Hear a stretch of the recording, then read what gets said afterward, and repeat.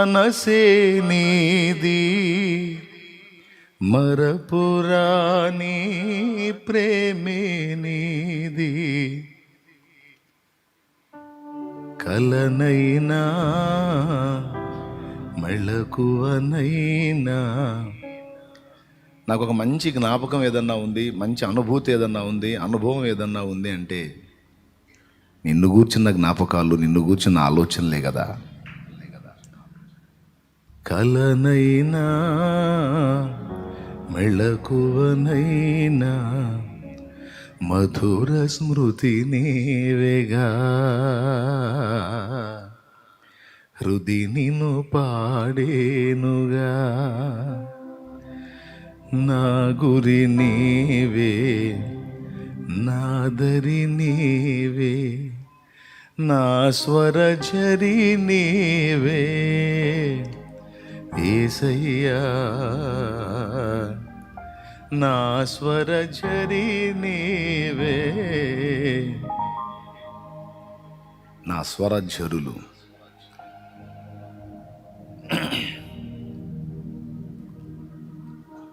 ఒక పురుషుడు స్త్రీని గురించి పాడతాడు ఏవేవో కల్పించుకొని, ఒక స్త్రీ పురుషుని గురించి పాడుతుంది ఏవేవో కల్పించుకొని. ఒక కవి అన్నాడు, ఒక రాగాన్ని గురించి పాడుతూ ఈ ఝరి అనే పదం వాడతాడు.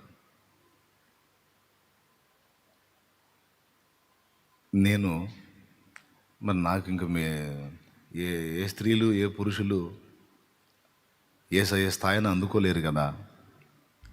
కాబట్టి ఏ పురుషుణ్ణి ఏ స్త్రీని వర్ణించను, నాకు యేసే, అన్నీ యేసే.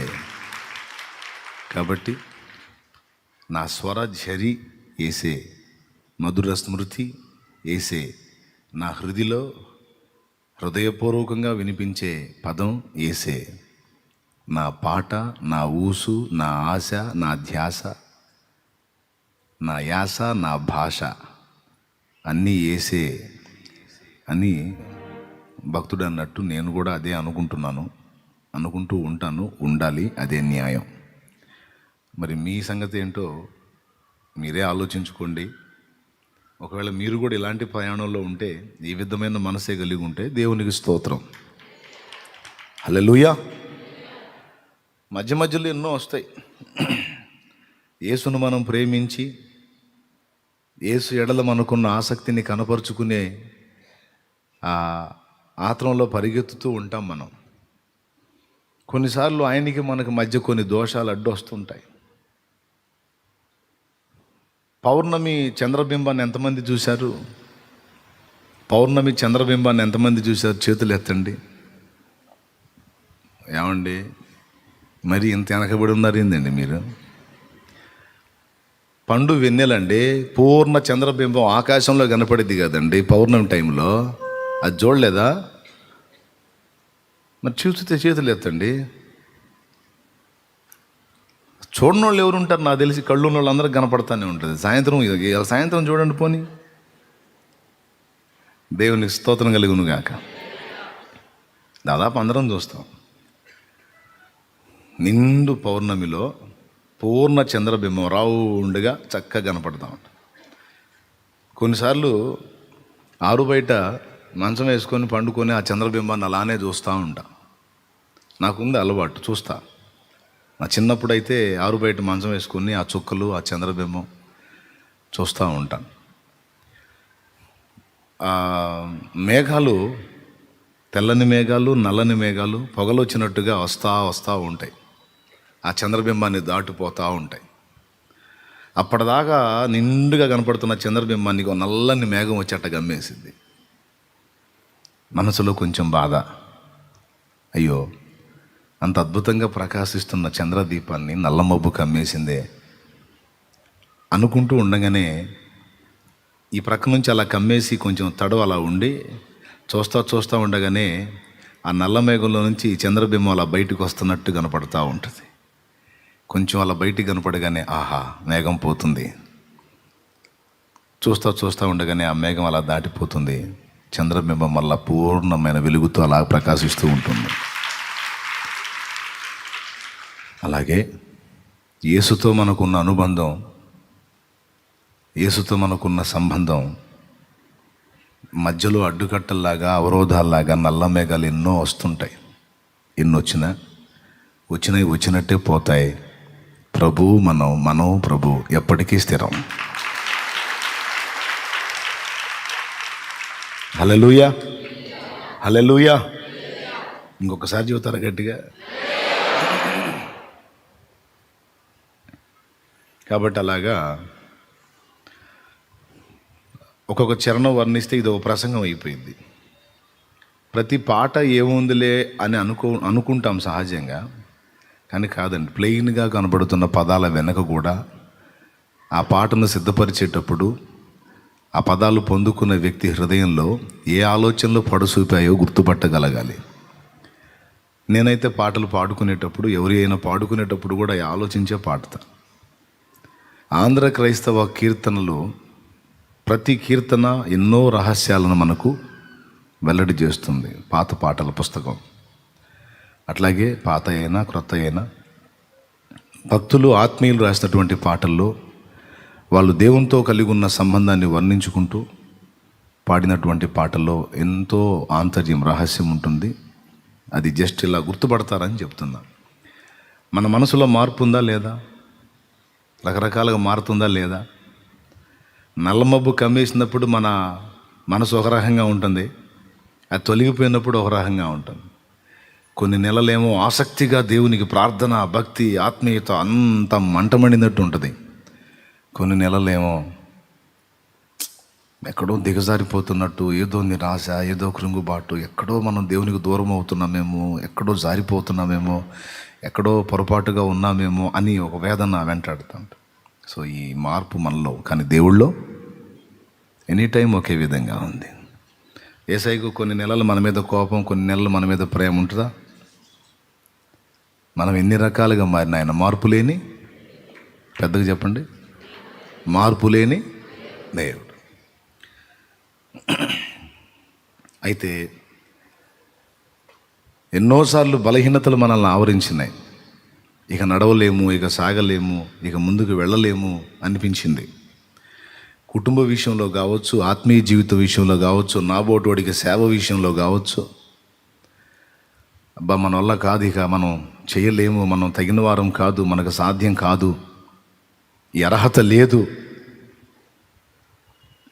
అని ఎన్నోసార్లు ఎన్నో రకాల బలహీనతలు, సాక్ష్యపరంగా కావచ్చు, క్యారెక్టర్ పరంగా కావచ్చు, ఆరోగ్యపరంగా కావచ్చు, జ్ఞానం పరంగా కావచ్చు. నా మీద దేవుడు మోపిన బాధ్యత పెద్దగా ఉంది, కానీ అంత బ్యాలెన్స్ చేయడానికి తగిన జ్ఞానం నా దగ్గర లేదే. కాబట్టి మనం దీనికి తగిన వారం కాదు ఇంత పెద్ద పనికి అని కొన్నిసార్లు మనసు అనిపిస్తుంది. కొన్నిసార్లు అసలు ఏ పాపము లేని పరిపూర్ణ పరిశుద్ధత సాధన చేసి సరైన మాదిరిగా నిలిచి అనేక మందిని బలపరచాల్సింది నాలోనే, నా ఆలోచనల్లోనే, నా వ్యవహారంలోనే, నా ప్రవర్తనలోనే కొన్ని లోపాలు నాకే క్లియర్గా కనపడుతున్నాయి. వీటన్నిటిని చూస్తే నేను దేవుని పనికి అన్ఫిట్, పనికిరాను. ఎందుకంటే ఏ కొంచెమైనా ఉండొద్దు, పరిపూర్ణంగా ఉండాలి అన్ని విషయాల్లో అని ఆలోచించుకున్నప్పుడు, ఎక్కడో చోట బ్యాలెన్స్ మిస్ అయినప్పుడు అనిపిస్తుంది దీనికి మనం తగము అని. కొన్నిసార్లు హెల్త్ బలహీనత, ఆరోగ్యం బలహీనత వచ్చినప్పుడు ఇంకా చేయగలిగే శక్తి మన దగ్గర లేదు, ఇంకా ఎక్కువ పరిగెత్తడం కంటే ఏదో కొంచెంలో ఆగిపోతే సరిపోతుంది అని, ఇట్లాగా బలహీనతలు నానా రకాలు. అర్థమవుతుందని నేను చెప్పేది? బలహీనతలన్నీ ఒకే టైపు కాదు.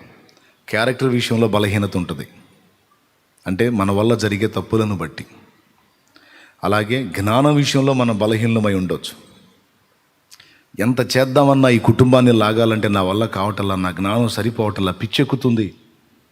ఎట్లా బయటపడాలి, ఈ కుటుంబాన్ని ఎలా బయట వేయాలో అర్థం కావట్లేదని కొంతమందిని ఎత్తి కొట్టుకుంటూ ఉంటారు. కొంతమంది సంఘాన్ని ఎలా ముందుకు తీసుకెళ్ళాలి, ఎలా పరిపూర్ణతలోకి తీసుకెళ్ళాలి, ఎలా అభివృద్ధిలోకి తీసుకెళ్ళాలో అర్థం కాక జ్ఞానం విషయంలో బలహీనులుగా ఉంటారు. Praise the lord. క్యారెక్టర్ విషయంలో బలహీనులు, అలాగే జ్ఞాన విషయంలో బలహీనులు. మూడవది శారీరకంగా కూడా అనారోగ్య సమస్యలకు గురైపోయి బలహీనులు.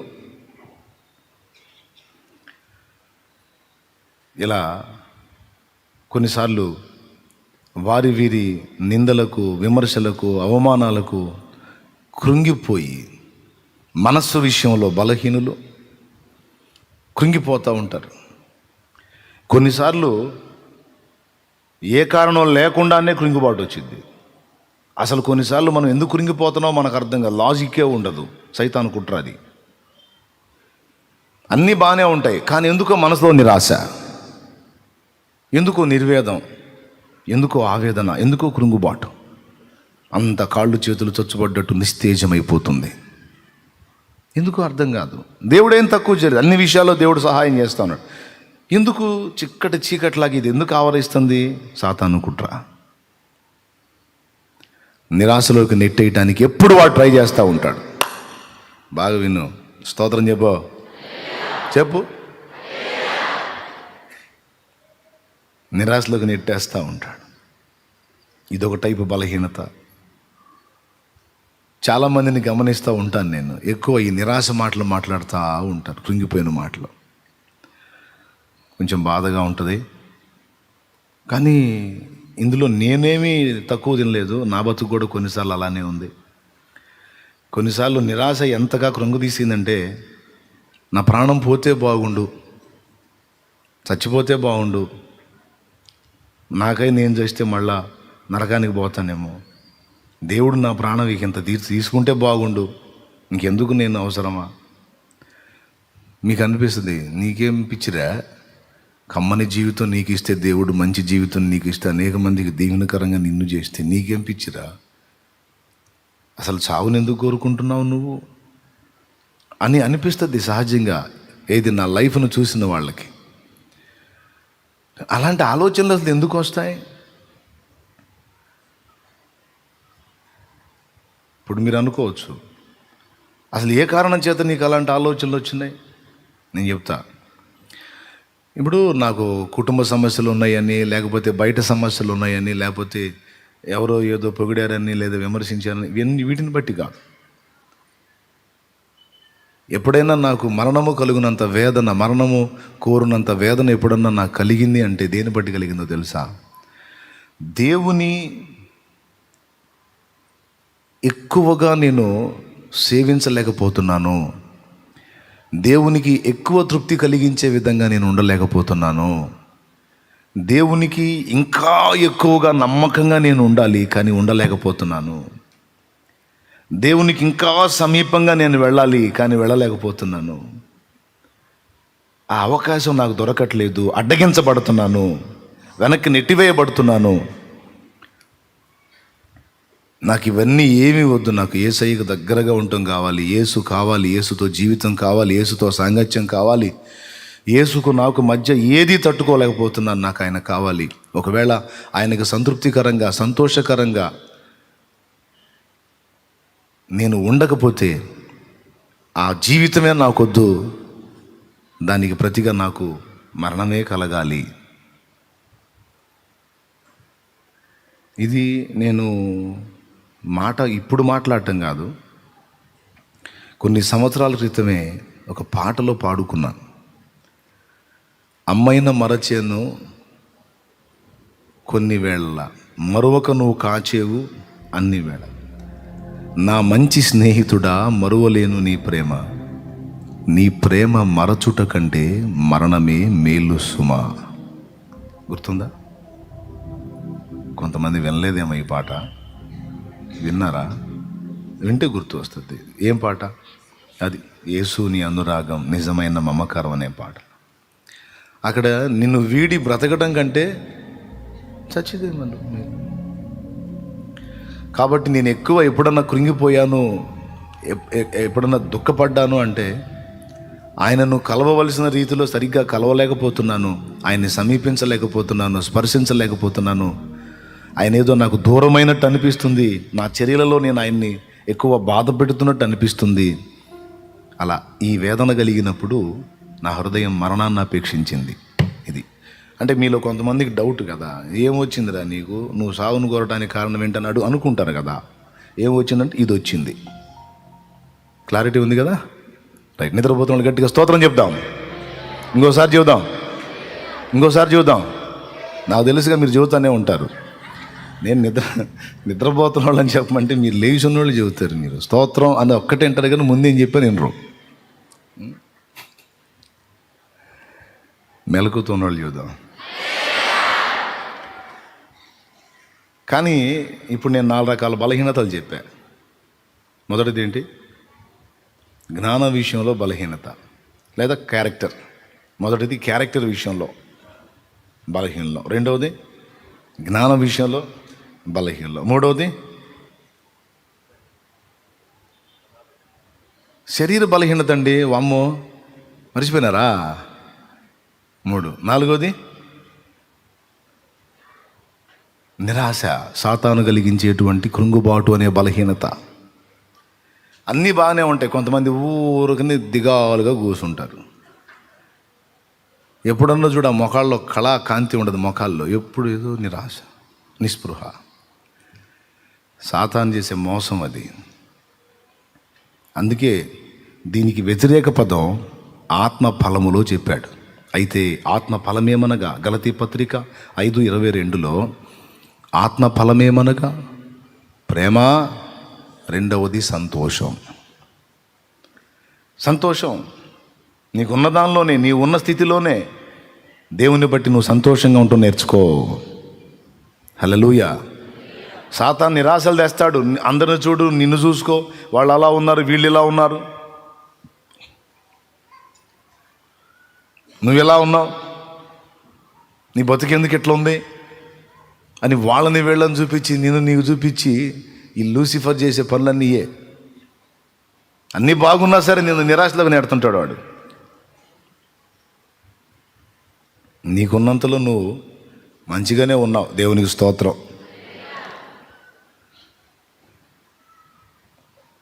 దీనికి వ్యతిరేకంగా పౌలు మాట్లాడుతూ జైల్లో తానుండి, నేను జైల్లో ఉండి కూడా హ్యాపీగా ఉన్నాను, మీరు విడుదల పొంది ఉన్నారు, బయట ఉన్నారు, స్వేచ్ఛగా ఉన్నారు, మీరు ఆనందించకపోవడానికి కారణం ఏముంది? మీరు చింతపడి కృంగిపోవడానికి కారణం ఏముంది? దేనిని గూర్చి చింతపడకుడి కానీ ప్రతి విషయమును గూర్చి కృతజ్ఞతాపూర్వకముగా ప్రభువునకు విజ్ఞాపన ప్రార్థన చేసి అన్ని అప్పజెప్పండి. అప్పజెప్పి మేమేం చేయమంటావయ్యా? ప్రభువునందు ఆనందించండి, మరలా చెప్పుదును ఆనందించండి. 2 సార్లు చెప్పాడు. ప్రభువునందు ఆనందించు, ప్రభువులో సంతోషించు, ప్రభువులో పరవశించి పాడు, ప్రభువులో పులకించు, తన్మయించు, సంతోషించు, ఉల్లసించు, ఉత్సహించు. ప్రభువునందు ఆనందించటం వలన నీకు బలం కలుగుతుంది. హల్లెలూయా. చెప్పు గట్టిగా. అది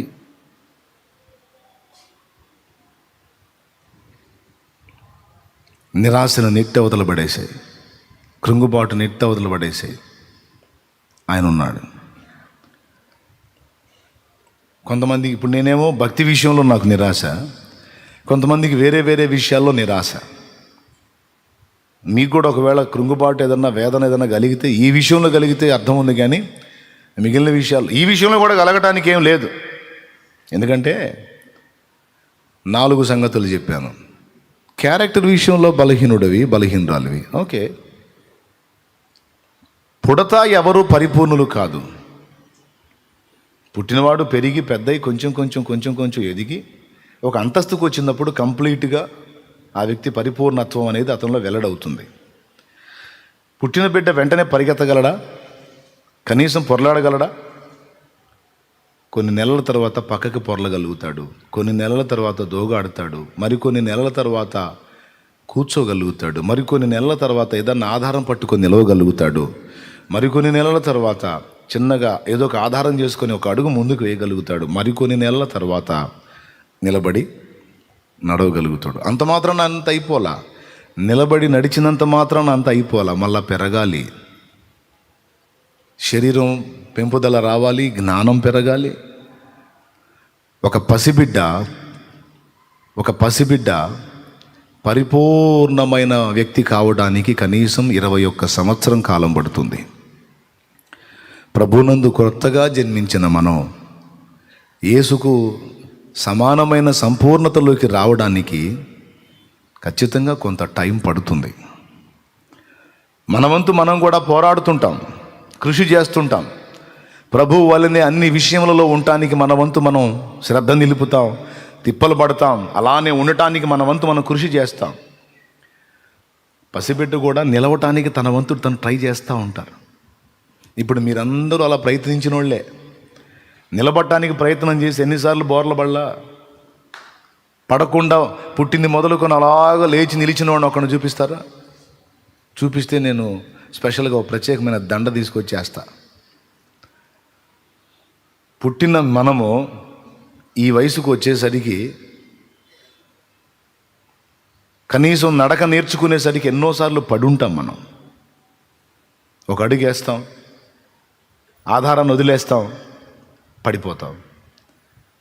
మరీ పిల్లలైతే పడి అమాయకంగా తల్లికెళ్ళి చూసి ఏడుస్తూ ఉంటారు.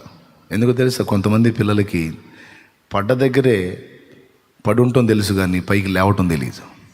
అయితే వారికి ఇంకొకటి తెలుసు, పడ్డ కాడే ఉండి తిరిగి లేవటానికి అమ్మా నాకు బలం లేదు, నన్ను లేపవే అన్నట్టు దీనంగా చూస్తూ ఉంటారు అమ్మకెళ్ళి.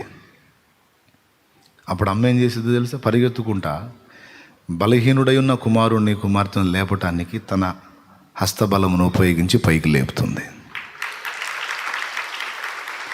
హల్లెలూయా. అందుకే పాడుకున్నా, బలహీనతలో బలమే నీవు, బాహుబలము చూపించేవు, ప్రియుడా నన్ను ఘనముగా చూడా. అమ్మనే గుర్తు చేసుకోండి. మీరు నడుస్తా ధన్వని పడ్డామనుకో, దగ్గరికి వచ్చి పెట కొట్టిద్దా? ఎన్నిసార్లు పడతాడా దరిద్రుడా? ఎన్నిసార్లు పడతావు? పనికి మనోడు లే అని కొట్టిద్దా? పడి కూలబడి ఏడుస్తూ ఉంటే జాలి పడుద్ది. జాలిపడి లేనన్నా అని పక్కన వాళ్ళు అడిగిద్ది, ఎందుకు ఇంత వీక్గా ఉన్నాడు వీడు? కాస్త వాడికి పుష్టి తక్కువగా ఉందమ్మాయి, కాస్త నువ్వు మంచి ఆహారం పెట్టు వాడికి అని ఏదో సలహా చెప్తారు. ఆ రోజు పని కట్టుకొని ఇక వాడికి నిలకడకు కావాల్సిన శక్తి సమకూడున్నట్లు వాడికి స్పెషల్ ఫుడ్ ఐటెం రెడీ చేసి ఇక పెడతా ఉంటుంది. ఆ తల్లి తపన ఏంటంటే మంచి ఆహారం పెట్టాలి, వీడు ఊరికనే పడిపోతున్నాడు, వీడిని బాగా నిలబెట్టాలి అని, వాడికి నడక నేర్పాలని తల్లిగా తన పోరాటం ఎట్లా చేస్తుందో తెలుసా? అదొక పనిగా పెట్టుకుంటుంది వాడికి నడక నేర్పటం. భర్త బాధ్యతలు నెరవేర్చి అతను వెళ్ళిపోయిన తర్వాత ఇంటి పనులన్నీ చూసుకొని ఇక వాడితో ఆడటం మొదలుపెట్టింది. ఆడటం అంటే ఏంటంటే వాడికి నడక నేర్పటం. ఆ బండి, నా చిన్నప్పుడు 3 గంటల బండి ఒకటి ఉండేది, చెక్క బండి. పిల్లలు కాస్త నడక నేర్చుకునే వయసుకు రాగానే పిల్లల చేతికి అది తగిలిస్తారు. ఇక వాడు అదే నెట్టుకుంటూ తిరుగుతుంటాడు. వాడి ఫీలింగ్ ఏంది, నేను బండిని నెడుతున్నాను, ఆట ఆడుతున్నాను అన్న ధ్యాసలో వాడు నడక నేర్చుకుంటాడు. ఎంతమంది నడిపారు 3 గంటల చెక్కల బండి? అందరూ నేను నడిపారా? గుర్తుందా మీకు? అంతే. తల్లిని ఊహించండి, పడ్డబిడ్డకి చేయందించి లేపి 4 అడుగులు వెనక్కి వెళ్ళి, అదిగో ఇప్పుడు నిలబడ్డావు, ఇప్పుడు వస్తున్నావు, దా వస్తావుదా, నువ్వు నేర్పలేదా నీ బిడ్డకి? తల్లి నువ్వు చెప్పు, నేర్పలేదా? తమ్ముడా నువ్వు నేర్పలేదా? అన్నా నువ్వు నేర్పలేదా నీ బిడ్డకి? దా ఇప్పుడు నడుస్తున్నావు, దా అది వచ్చేసావు. అబ్బా ఎన్ని కుస్తీలో.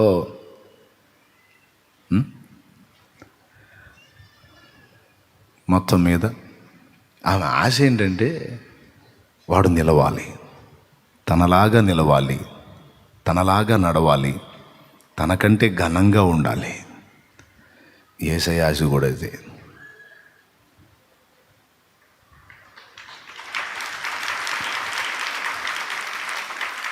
నువ్వు ఊరికనే జారిపోతున్నావు, ఊరికనే పడిపోతున్నావు, ఊరికనే కృంగిపోతున్నావు, అసలు ఏంటి నువ్వు అని విసిగించుకోడు. బాధపడవాకు, నేనున్నాగా. నీకు చేత కాకపోతే నేను నడిపిస్తా, నా చేతిని అందిస్తా. నడుస్తావు, నిలుస్తావు, గెలుస్తావు. ఎప్పటికీ యేసయ్య హృదయంలో ఉన్న ఆశ ఒక్కటే, నువ్వు ఘనంగా ఉండాలి, నువ్వు ఘనంగా ఉండాలి. నిన్ను ఆధారం చేసుకొని ఆయన ఘనత పొందాలనేది సెకండ్. అసలు ఒక తండ్రిగా ఆయన మనకు ఒక తల్లి, తండ్రి, అన్న, ప్రియుడు అన్నీ ఆయనే. అన్నీ ఆయనే అయిన ప్రభు హృదయంలో ఉన్న గొప్ప వాంఛ ఏంటంటే, ఆయన ఆల్రెడీ గనుడు, ఆయన ఆల్రెడీ గనుడు, ఆయన ఆల్రెడీ గొప్పోడు. మరి ఘనుడైన తండ్రి, గొప్పవాడైన తండ్రికి బిడ్డ విషయంలో ఏముంటుంది? వీడు కూడా ఘనతకెక్కాలి, ఈమె కూడా ఘనత పొందాలి. బలహీనతలో బలమే నీవు, బాహుబలము చూపించేవు, ప్రియుడా నన్ను ఘనముగా చూడా పరితపించేవుగా,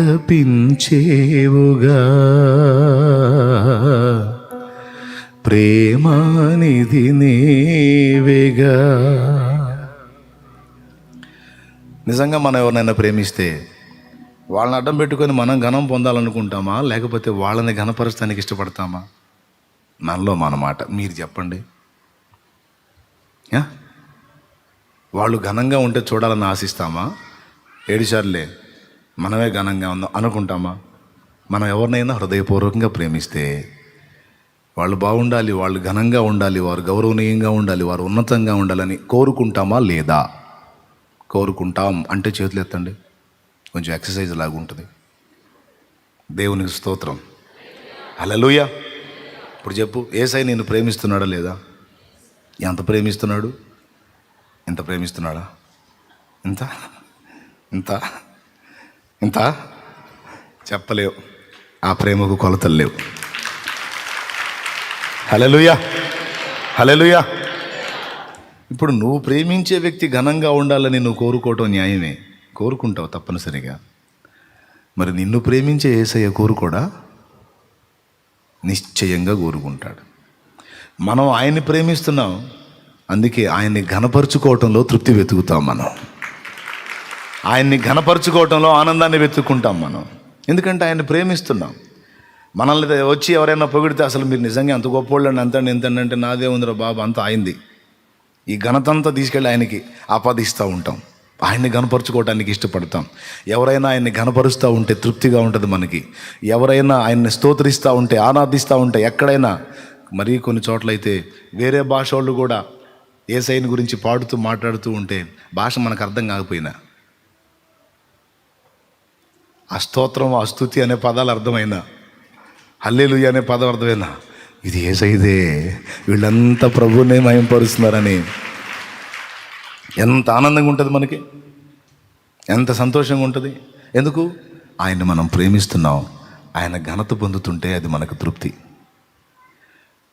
సేమ్ ఫీలింగ్ యేసయ్యకి కూడా. నేను వీరిని ప్రేమిస్తున్నాను, వీరు నా వల్ల ఎప్పుడు ఘనత పొందుతారో, ఎప్పుడు వీరు ఘనంగా తయారవుతారో అని ఆయన ఆశ. తల్లి కోరిక కూడా అదే. ఒకవేళ తల్లి ఘనురాలై ఉంటే నాకంటే ఘనతకెక్కాలి నా కొడుకు, నా కూతురు అనుకుంటుంది అమ్మ. నాన్న ఘనుడై ఉంటే నాకంటే ఘనంగా నా పిల్లలు తయారు కావాలి అనుకుంటాడు. ఇంకా చెప్పాలంటే తండ్రిగా ఉన్న అతన్ని ఘనపరిచే దానికన్నా ఆయన పిల్లల గురించి అవతలి వాళ్ళు ఘనంగా మాట్లాడుతుంటే ఇతడు లోకాన్నే జయించినంత ఆనందంగా ఫీల్ అవుతుంటాడు. నువ్వు చెప్పు బ్రదర్, జనం నిన్ను ఘనంగా మాట్లాడితే బాగుంటుందా, నీ సంతానాన్ని ఘనపరిచి మాట్లాడితే నీకు ఎక్కువ తృప్తిగా ఉంటుందా? చెప్పు, నిజం చెప్పు. ఎవరిని ఘనంగా మాట్లాడితే తృప్తిగా ఉంటుంది? అసలు మనల్ని గొప్పగా మాట్లాడితే మనకేం ఉండదులే, కానీ కొంచెం ఏదో ఉంటుంది. కానీ మన పిల్లల్ని ఘనంగా మాట్లాడితే నా జీవితం ఇక సాఫల్యమైంది కదా, నాకు పుట్టిన వారు ఘనత పొందారు కదా, ధన్యులయ్యారు కదా, ఇక ఇంతే చాలన్నట్టు అంత తృప్తి కలిగిద్ది. ప్రైజ్ ది లార్డ్, హల్లెలూయా. యేసయ్య కూడా అంతే. ముందే చెప్పా కదా, తల్లి తండ్రి అన్నీను ఆయన. కాబట్టి నిరంతరం మనం ఆయనను అపేక్షించినట్టే ఆయన కూడా తనను ఘనపరచు వారిని ప్రేమించి, అసలు ఇంకా చెప్పాలంటే ముందే మనకంటే ఎక్కువ ఆయనే ముందు మనల్ని ప్రేమించాడు. ఇది నిజం. కాబట్టి ముందే ఆయనే మన ఘనతను వెతుకుతూ ఉంటాడు. అందుకే ఈ పదం పాడుకున్నా. తప్పా రైటా? ఎందుకయ్యా నా గురించి నీకు ఇంత రంది, ఇంత ఆసక్తి ఏమయ్యా? ఎందుకు పనికొస్తాను నేను? ఒరే, నిన్ను కన్నానురా నేను. కన్నవాడిని వదిలిపెట్టి నువ్వు దారి మళ్ళీపోతే రక్తం ఇచ్చి మళ్ళా నిన్ను కొన్నానురా. ఈ ప్రపంచంలో, ఈ విశ్వం అంతటిలో అందరికంటే, అన్నిటికంటే శ్రేష్టమైంది నువ్వే. నాకు నువ్వే నువ్వే నువ్వే నువ్వే నువ్వే నా పోలికవు, నా స్వరూపానివి, నా ప్రతిరూపానివి నువ్వే. అది దేవుడు చెప్తున్న మాట. ప్రపంచం వల్ల నేను విశ్వం అన్నా. విశ్వం.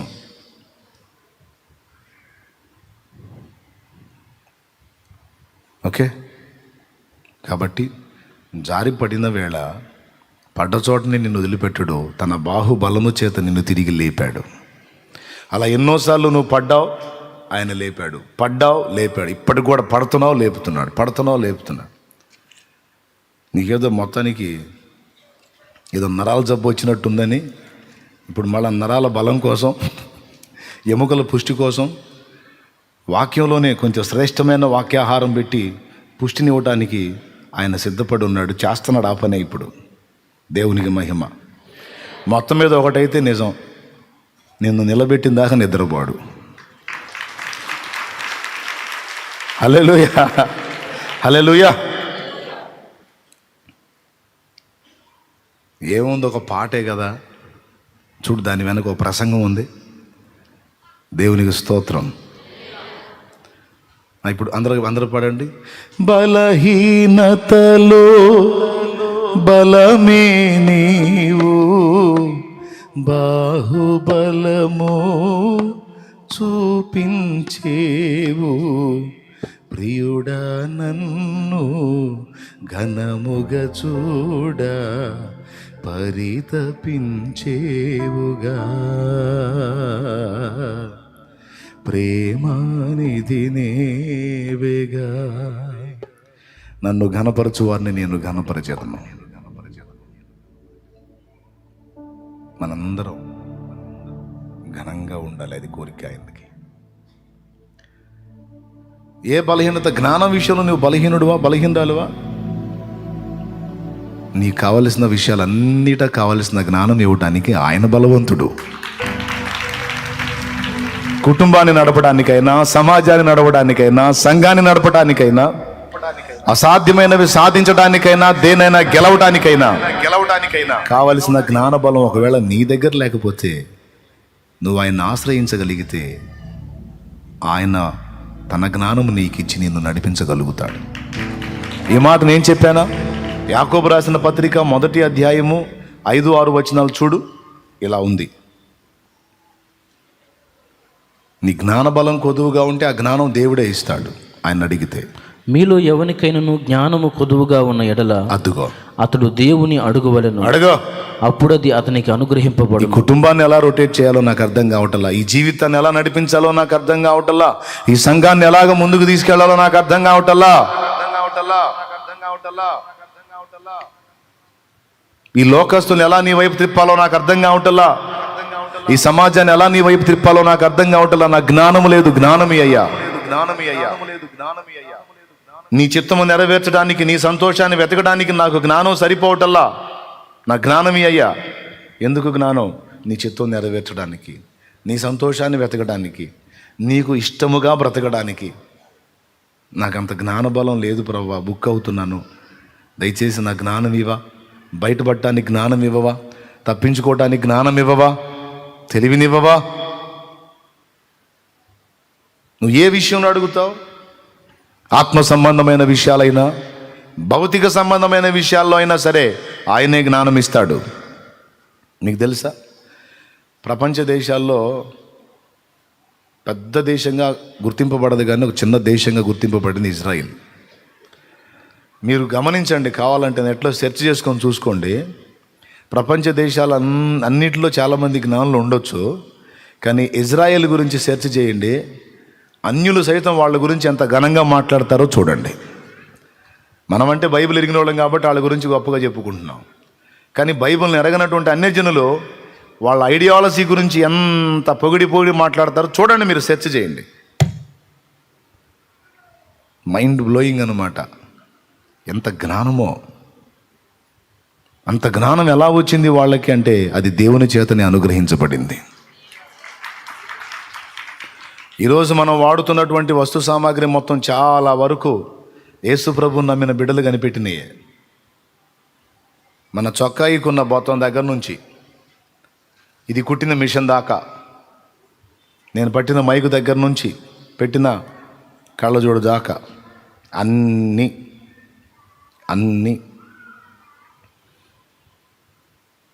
వందలో కనీసం 98% యేసు ప్రభువుని నమ్ముకున్న బిడ్డలు కనిపెట్టినాయే. ఫ్యాన్ దగ్గర నుంచి, లైట్ దగ్గర నుంచి ప్రతిదీ చూసుకోవాలంటే వాళ్ళే. అంటే అందరి వంటి ఆలోచన కాకుండా భిన్నంగా ఆలోచించి, డిఫరెంట్గా ఆలోచించి, కొత్త ఆవిష్కరణలను చేసి ప్రజలకు సౌకర్యం అన్ని అందుబాటులోకి వచ్చేటట్టు చేయడానికి వారికి దేవుడు జ్ఞానం ఇచ్చాడు. అదనపు శక్తి అన్నమాట, అదనపు తెలివి, అదనపు జ్ఞానం. హల్లెలూయా! అది భౌతికమైందా, ఆత్మీయమైందా? ఆత్మీయమైంది కాదు. సైంటిస్టులు కనిపెట్టినవి అన్నీ శరీర సంబంధమైనవి. ఏ సంబంధమైనవి? శరీర సంబంధమైనవి. ఫ్యాన్ ఆత్మ సంబంధమైందా? మరి ఎవరు ఆత్మ సంబంధమైన అంది? చెప్పేటప్పుడు జాగ్రత్తగా వినాలి. భౌతిక అంటే భూ సంబంధమైన, శరీర సంబంధమైన ఈ వస్తువులన్నీ శరీరానికి ఉపయోగపడేవి కదా. కాబట్టి ఆ విషయాల్లో కూడా వాళ్ళకంత ఐడియాలజీ ఎవరి ద్వారా వచ్చింది? దేవుడే అనుగ్రహించాడు. ఎలా? బైబిల్ని ఎరిగి ఉన్నారు వాళ్ళు, బైబిల్ చదివి ఉన్నారు. శాస్త్రవేత్తల్లో కనీసం 90% శాస్త్రవేత్తలు బైబిల్ ఎరిగిన వాళ్ళే, 90% మంది. ఇంకా పెచ్చే ఉంటారు. కావాలంటే పరిశీలించుకోండి. అంటే మిగిలిన వాళ్ళకి లేని అదనపు జ్ఞానం దేవుని ద్వారా వీళ్ళకి అనుగ్రహించబడింది. ఎందుకు ఇవ్వడు నీకు? శరీర సంబంధమైన విషయాలు కూడా కావలసిన జ్ఞానాన్ని దేవుడు ఇవ్వగలడు. ఆత్మీయ విషయాలకు సంబంధించిన జ్ఞానాన్ని కూడా దేవుడు ఇవ్వగలడు. స్తోత్రం చెప్పు చెల్లి, చెప్పు గడ్డి చెప్పు. ఇవ్వగలడా లేదా? ఏం చేయాలి? మనం అడగాలి. వీరి మధ్య ఎలా నడుచుకోవాలో అర్థం కావట్లేదు ప్రభా. తిట్లు తింటున్నానయ్యా, తెలివిని అయ్యా. ఈ మనుషుల దగ్గర ఎలా ప్రవర్తించాలో అర్థం కావట్లేదు ప్రభా. ఎంత జాగ్రత్తగా బతికినా ఏదో ఒక వంక పెడుతున్నారు నాయన, తెలివిని అయ్యా. ఎవరి ఎదుట ఎలా ప్రవర్తించాలో, సాతాను వేసే ఉచ్చులను ఎలా తప్పించుకోవాలో, శత్రువు చేసే మోసాన్ని ఎలా చిత్తు చేయాలో, ఏ ఘట్టములో ఎలా ఆలోచించాలో, ఏ ఘట్టములో ఎలా వ్యవహరించాలో, ఏ సన్నివేశంలో ఎలా ప్రవర్తించాలో నాకు తెలివి లేదు ప్రభా. జ్ఞానమి అని అడుగును, తప్పకుండా దేవుడు అనుగ్రహిస్తాడు. తనను అడుగు వారికి నిశ్చయముగా ఆయన అనుగ్రహించును. చదువు కావాలంటే అక్కడే చూడు. మీలో ఎవరికైనాను జ్ఞానము కొదువుగా ఉన్న ఎడల, ఫలానా దానికి సంబంధించిన జ్ఞానం అన్నాడా? శరీర అవసరాలకు కావాల్సిన జ్ఞానం అన్నాడా? ఆత్మీయ అవసరాలకు కావాల్సిన జ్ఞానం అన్నాడా? నో, జ్ఞానం అన్నాడు. అది దేనికి సంబంధించింది ఆయన? స్తోత్రం. నూనె రాసి ప్రార్థన చేయాలి అన్నాడు. శనగ నూనె చెప్పలా, కొబ్బరి నూనె చెప్పలా, నువ్వుల నూనె చెప్పలా, ఇంకొక నూనె చెప్పలా. నూనె రాసి ప్రార్థన. ఇక ఏ నూనెైనా వర్తిస్తుంది దానికి. జ్ఞానము కొదువుగా ఉంటే అంటే దేనికి సంబంధించిన జ్ఞానమైనా చదువు. అతడు దేవుని అడుగువలను, అడుగు, అప్పుడు అది అతనికి అనుగ్రహింపబడును. ఆయన ఎవరిని గద్దింపక అందరికి ధారాళముగా దయచేయువాడు. ఆ తర్వాత అయితే అతడు ఏమాత్రము సందేహింపక విశ్వాసముతో అడుగువలెను. సందేహించువాడు ఆ. గాలి చేత రేపబడి ఆ. ఎగిరిపడు సముద్ర తరంగమును పోలియుండును. ఆ. అట్టి మనుషుడు విమనస్కుడై ఆ. తన సమస్త మార్గముల యందు అస్థిరుడు గనుక ప్రభువు వలన తనకేమైనను దొరుకునని తలంచుకొనరాదు. దేవునికి మహిమ. దేవుని నువ్వు ఏదడిగినా, ముఖ్యంగా జ్ఞానం, దేవుని నువ్వు అడిగేటప్పుడు ఏ మాత్రం సందేహం లేకుండా అడగమన్నాడు. సందేహించువాడికి దొరకదన్నాడు. కాబట్టి దేవుని ముందుకు వచ్చినప్పుడు, ఇదిగో ఈ జ్ఞానం విషయంలో నేను బలహీనుండి. అందరూ ఒకసారి స్తోత్రం చెప్పండి, గట్టిగా చెప్పండి. ఈ క్యారెక్టర్ విషయంలో బలహీనుండి, ఈ శరీర రుగ్మతల విషయంలో బలహీనురాల్ని, ఈ వ్యాధి నుంచి బయటపడలేకపోతున్నా ప్రభువా. 4వది, అపవాది నన్ను నిరాశలోకి నెట్టేస్తున్నాడు, కృంగుబాటులోకి నెట్టేస్తున్నాడు. రకరకాల కారణాలు చూపించి నన్ను మోసగించి ప్రతిసారి నా మైండ్ని డిస్టర్బ్ చేస్తూ ఉన్నాడు. ఈ పరిస్థితులన్నిటి నుంచి తప్పించుకోవటానికి కావలసిన జ్ఞానము, బయటపడడానికి కావలసిన జ్ఞానం నాకు ఇయ్యయ్యా అని నువ్వు అడిగితే తప్పకుండా ఇస్తాడు. సందేహం లేకుండా నువ్వు అడగాలి. హల్లెలూయా. ఆయన బాహుబలం నీ మీద చూపిస్తాడు, నిన్ను బయటికి తీసుకొస్తాడు. కాబట్టి దేవుని మనస్సు మీకు అర్థమైంది. 2వ చరణంలో నిన్ను నన్ను ఘనంగా చూడాలని కోరుకుంటున్నాడు. ఇక్కడే కాదు, అక్కడ కూడా మనం శాశ్వత ఘనత పొందాలని యేసయ్య హృదయ వాంఛ. నీ పిల్లలకి ఎంత మొత్తుకొని చూతావు నువ్వు, ఎన్ని దిద్దుబాట్లు చూతావు, ఎన్ని హెచ్చరికలు చేస్తావు. నీ పిల్లలు చిన్న ప్రాయం నుంచి పెద్ద అయ్యేసరికి నాకు తెలిసి ఏ టీచర్ కూడా ఇవ్వనంత లెక్చర్ నీ నుండి వాడు పొందుకొని ఉంటాడు. అవునా బ్రదరు?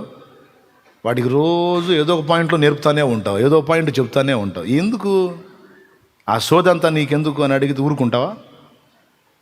సోది ఏందిరా, సోది మొహం అంటావు. నేర్పాలా, నేర్పితే వాడు ప్రయోజకుడు అవుతాడు. నాకంటే ఘనంగా ఉండాలి వాడు. మనందరి ఘనతను, మనం ఆయన ఘనతను ఎలా ఇష్టపడుతున్నామో మనల్ని కూడా ఘనంగా చూసుకోవటానికి ఆయన ఇష్టపడతాడు. ఎందుకంటే ఆయన నిన్ను ప్రేమిస్తున్నాడు. తమ్ముడు ఏం చేస్తున్నాడు? ద్వేషించట్లా, ప్రేమిస్తున్నాడు, అర్థం చేసుకుంటున్నాడు. నీ బలహీనతని, నీ తొట్టుపాటును అర్థం చేసుకున్నాడు. అర్థం చేసుకొని అందులోనే ఉండంటున్నాడా? పర్వాలేదు నాయన, పర్వాలేదు తల్లి, నిన్ను అర్థం చేసుకున్నాను, ఆ పాపంలోనే ఉండిపోలే, నేనే సర్దుకుంటాను అంటాడా? నువ్వు అనడు. అందులో ఉంటే నువ్వు భ్రష్టు పడతావు, అందులో ఉంటే ఘనహీనురాలి అవుతావు, అందులో ఉంటే నేను ఒక రకంగా అనుకుంటే నువ్వు ఇంకో టైపులో తయారవుతావు. సరే, అయిందేదో అయిపోయింది, ఇంకొదిలేయి, సరి చేసుకో, మారు మనసు పొందు, నా ఆశ తీర్చు. ఎవ్వడు నిన్ను ఆక్షేపించడానికి వీలు లేకుండా నువ్వు ఘనంగా ఉండాలి.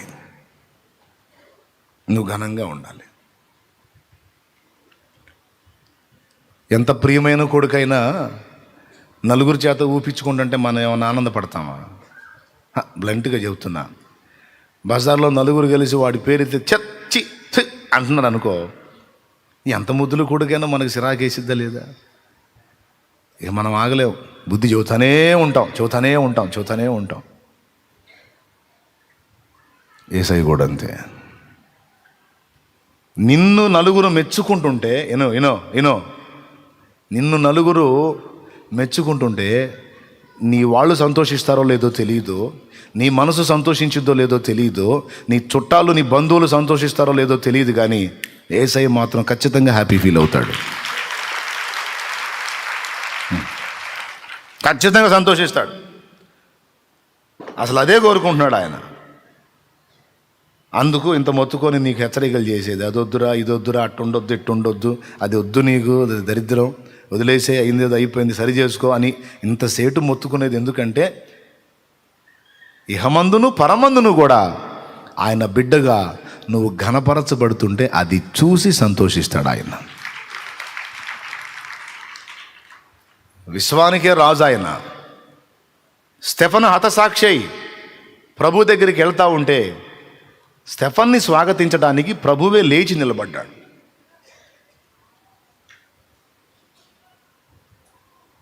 చూడండి, స్టెఫన్ ఒక సామాన్య మానవుడు. ఆయన సృష్టిలో ఒక బొమ్మ అది.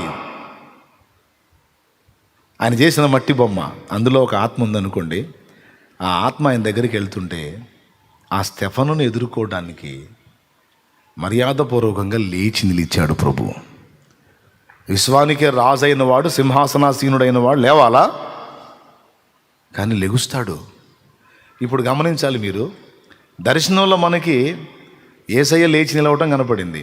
మరి యేసయ్య లేచి నిలిచినప్పుడు 24 పెద్దలు లేచి ఉంటారా లేదా? పెద్దగా చెప్పాలి. దూతలందరూ లేచి ఉంటారా లేదా? టోటల్గా పరలోక రాజ్యం, పరలోక సమాజం మొత్తం అమ్మో ప్రభువే లేచాడని సచ్చినట్టు అందరు లేస్తారా లేదా? దేవునికి స్తోత్రం కలుగునుగాక. అంటే స్టెఫను రాకని ఎదుర్కోవటానికి పరలోకమే లేచి నిలబడింది. ఇప్పుడు కొట్టాలి మనం.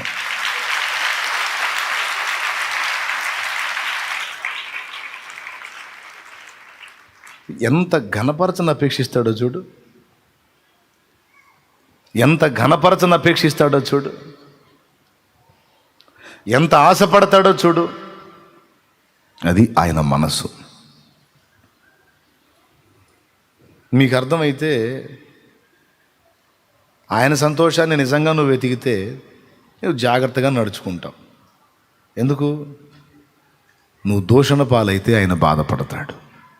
నువ్వు సత్ప్రవర్తన కలిగి సత్క్రియల చేత దేవుని మయంపరుస్తూ ఉంటే నీ సత్క్రియలు చూచి బా ఎంత మంచిగా నడుచుకుంటున్నారు యేసయ్య పిల్లలు అంటుంటే ఎంత మురిసిపోతాడు.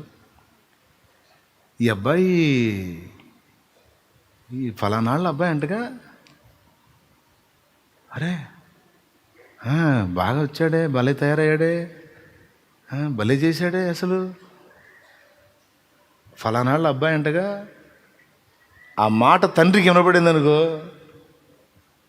ఆ తండ్రి పేరెత్తి వీడిని చెబుతారు ముందు, ఫలానాళ్ళ అబ్బాయి అంటగా అని. అప్పుడు ఎంత పులకింతో.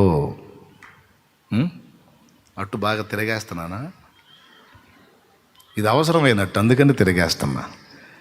ఇది బాగా ఎక్కాలి మైండ్కి. దేవునికి స్తోత్రం. ఎంత ఎక్కితే అంత మంచిది అన్నమాట. అందుకే ఎక్కిస్తున్నా. ఎంతమందికి మైండ్లోకి ఎక్కిందమ్మా? మైండ్లోకి ఎక్కిందాన్ని జస్ట్ ఇక్కడి నుంచి ఇక్కడికి పోనీయండి, ఒక అడుగు దూరం దిగనీయండి. దేవునికి మహిమ. మీరైనా నేనైనా అందరం బాగుపడతాం. దేవుడు మాట్లాడుతున్నాడు.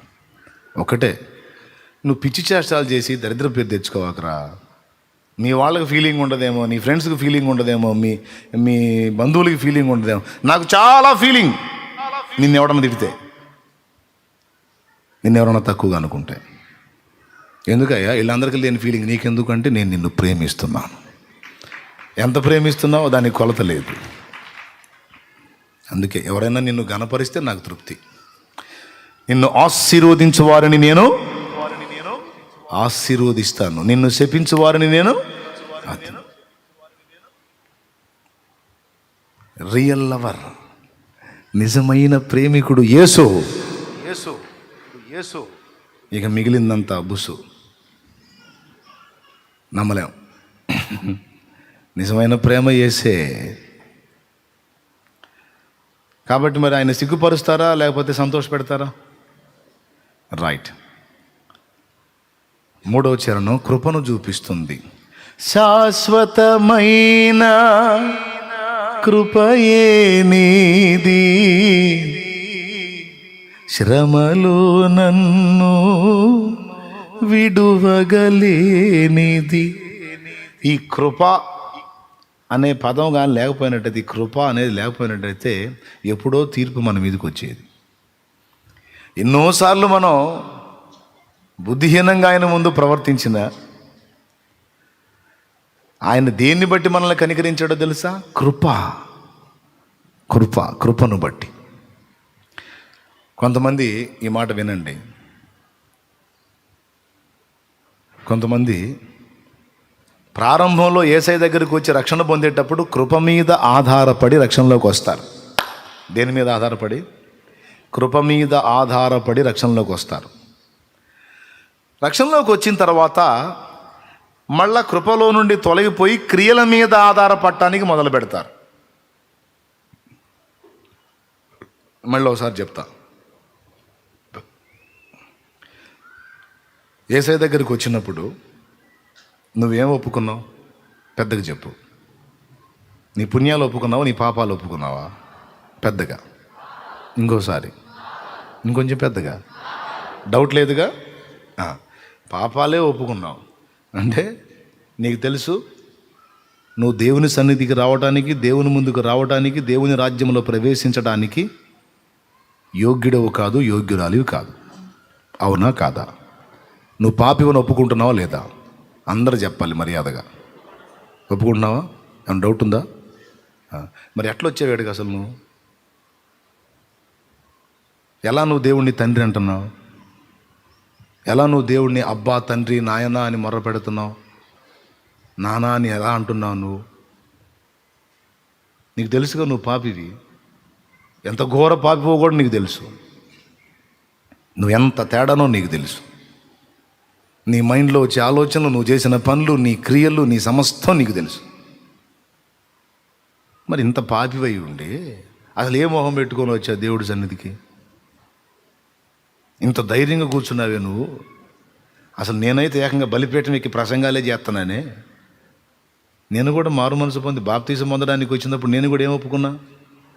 నాకు ఈ వేదికైనా మీకు అక్కడైనా అసలు మనందరం దేవుని సన్నిధిలో ఉన్నామంటే మన యోగ్యత కాదు, ఆయన కృపా. చూడు,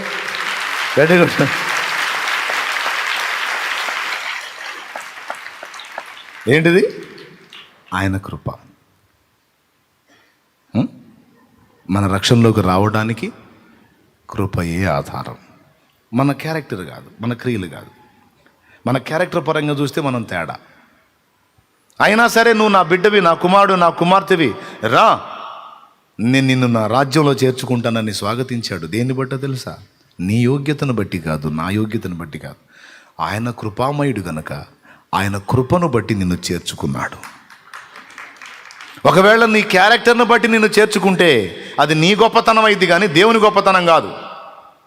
అర్థం కాబట్టి మళ్ళీసారి చెబుతా. నీ సత్క్రియలను బట్టి, నీ మంచి ప్రవర్తనను బట్టి, నీ క్యారెక్టర్ను బట్టి అన్ని విషయాల్లో నువ్వు పర్ఫెక్ట్గా ఉన్నావు అని నిన్ను చేర్చుకుంటే అది నీ గొప్పతనం అయింది కానీ ఆయన గొప్పతనం కాదు. కానీ ఏ నరుడు అలా దేవుని ముందు నిలవగలుగుతాడు? ఏబులో ఇదే ఉంది కనుక దాన్ని వదిలించడానికి అంత పని చేయాల్సి వచ్చింది.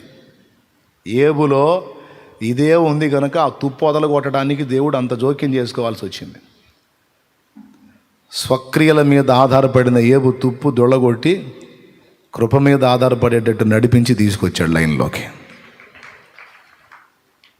స్వనీతి మీద ఆధారపడ్డ ఏబు తుప్పు వదలగొట్టి దేవుని నీతి, విశ్వాసము, కృప దాని మీద ఆధారపడేటట్టు నడిపించుకొచ్చాడు. 42వ అధ్యాయంలో అన్నాడు, నన్ను నేను అసహించుకుంటున్నాను. అంతకుముందు ఏమనుకున్నాడు? నాలాంటోడే ఉళ్ళాడు. ఫైనల్లో ఏమన్నాడు? నన్ను నేను అసహించుకొని బూడిదలోను ధూళిలోను పడి పశ్చాత్తాపడుతున్నాను. పశ్చాత్తాపడేవాడు ఎవరు? తప్పు చేసినోడా, తప్పు చేయనోడా? పశ్చాత్తాపడేవాడు ఎవరు? పాపం చేసినోడా, పాపం చేయనోడా?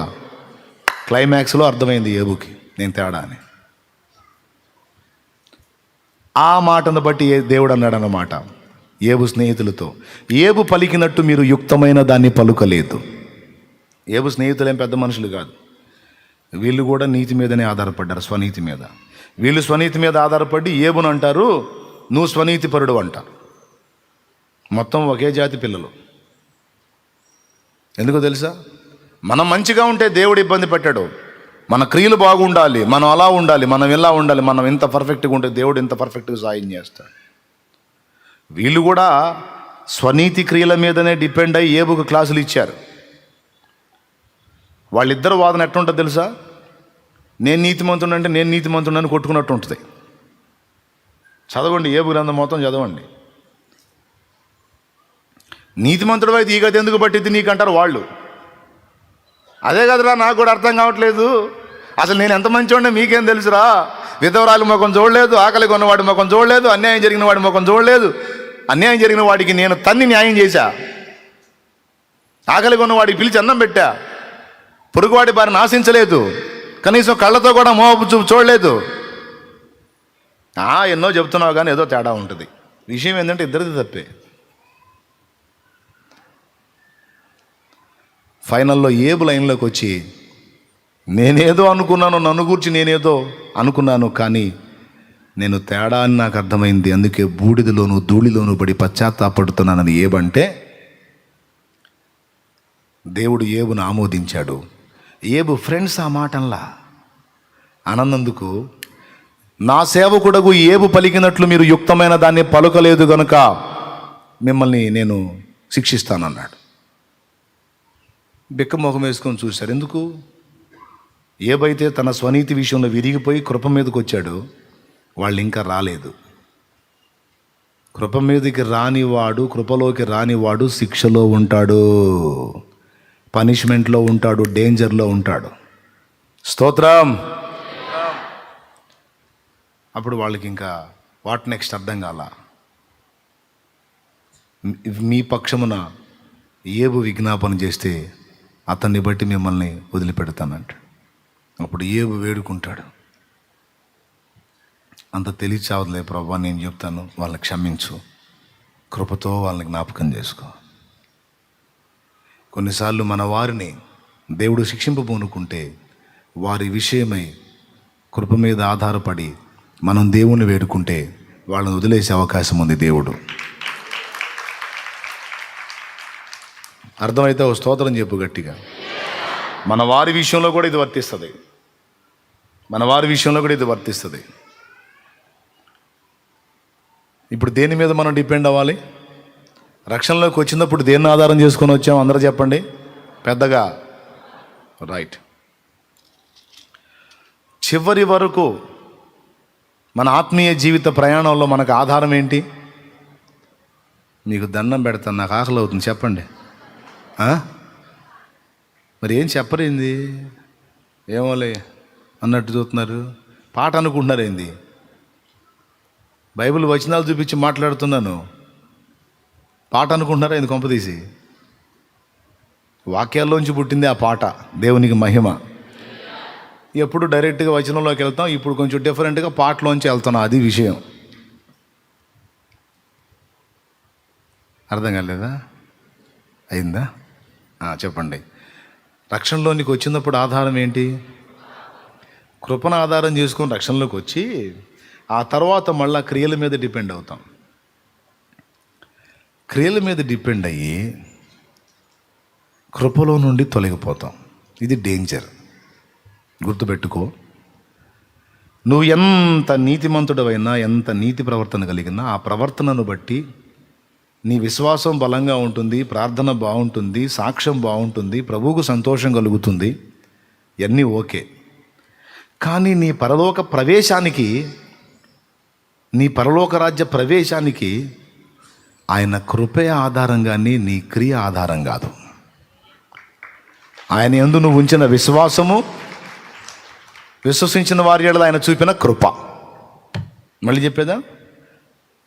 ఆయన ఎడల నువ్వు ఉంచిన విశ్వాసము, విశ్వాసం ఉంచిన నీ మీద దేవుని కృప. దీన్ని అనుసరించే నీ రక్షణ. మరి అట్లయితే క్రియలు అవసరం లేదా? అవసరమే.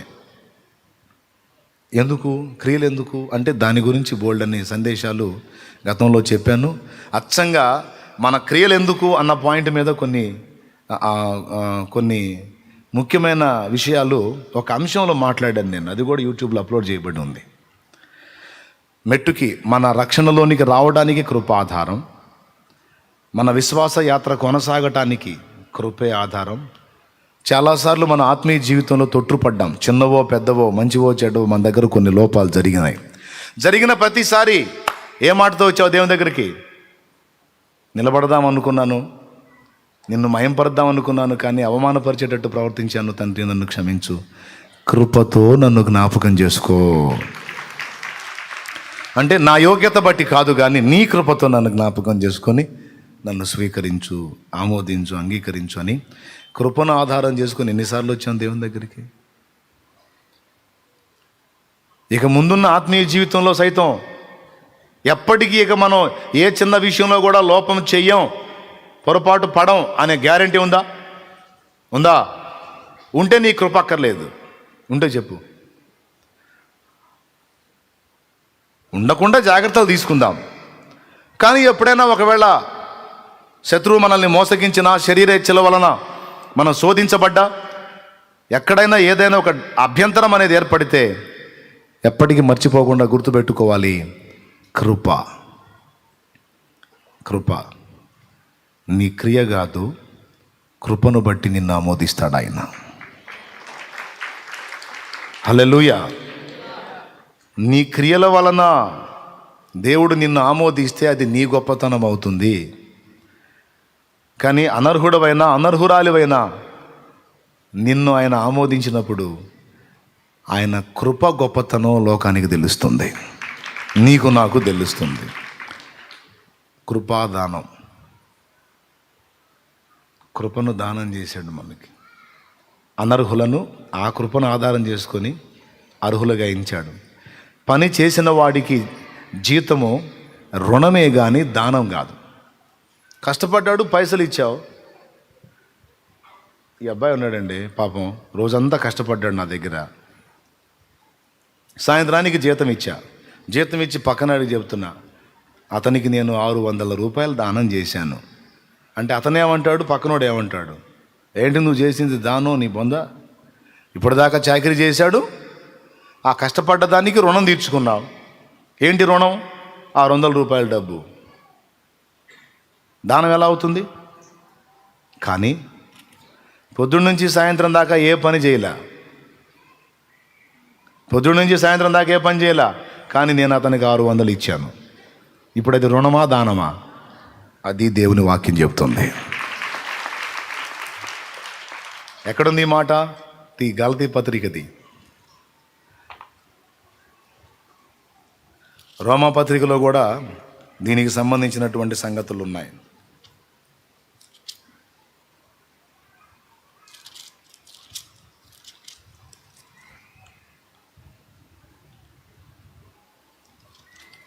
తీసినావా? గలతీ పత్రిక 3వ అధ్యాయం చూడు. 3వ అధ్యాయం 12వ వచనం నుంచి చదువు. నీతిమంతుడు విశ్వాస మూలముగా జీవించును. ధర్మశాస్త్రము విశ్వాస సంబంధమైనది కాదు గాని దాని విధులను ఆచరించువాడు వాటి వలనే జీవించును. పైన 7వ వచనం నుంచి చదువుకున్నానా? కాబట్టి విశ్వాస సంబంధులే అబ్రహాము కుమారులని మీరు తెలుసుకొనుడి.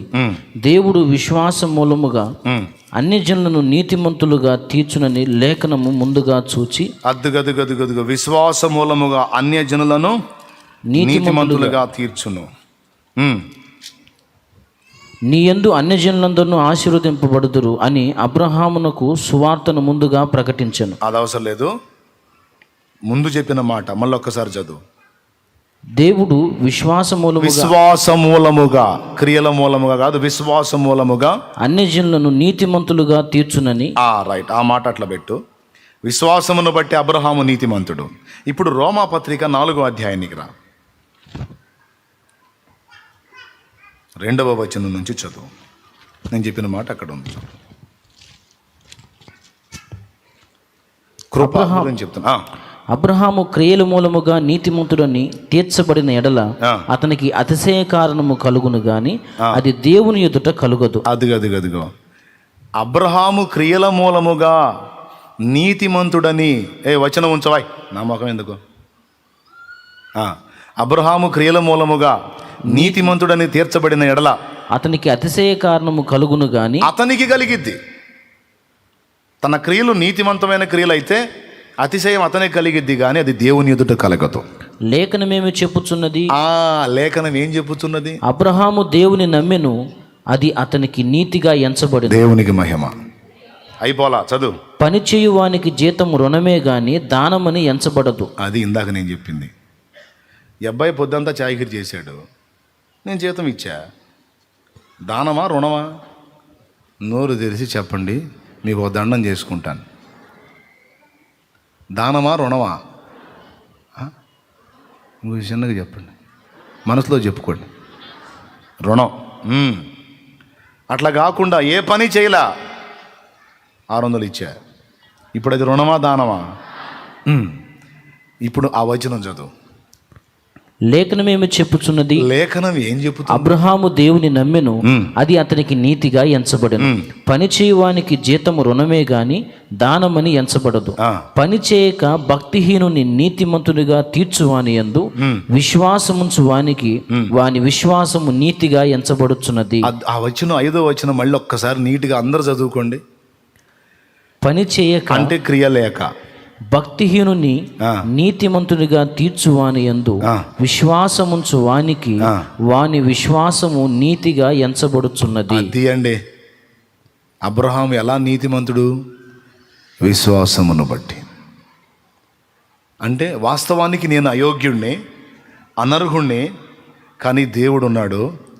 ఆయన నా యోగ్యతలను చూడక తన కృపను బట్టి నన్ను నీతిమంతునిగా తీర్పు తీరుస్తాడు అని నేను ఆయన యందు విశ్వాసం ఉంచుతున్నాను. పని చెయ్యక భక్తిహీనుని నీతిమంతునిగా తీర్పు తీర్చువాని యందు విశ్వాసం ఉంచుట ద్వారా అబ్రహాము నీతిమంతుడు అనిపించుకున్నాడు. ఇప్పుడు చెప్పండి, ఇప్పుడు ఘనత ఎవరిది? అబ్రహాము క్రియలను బట్టి అబ్రహాముదా, లేకపోతే క్రియలు లేకపోయినా కృపతో అతని యోగ్యునిగా తీర్చిన దేవునిదా? ఇప్పుడు కొట్టాలిగా మరి దేవునికి చప్పట్లు గట్టిగా.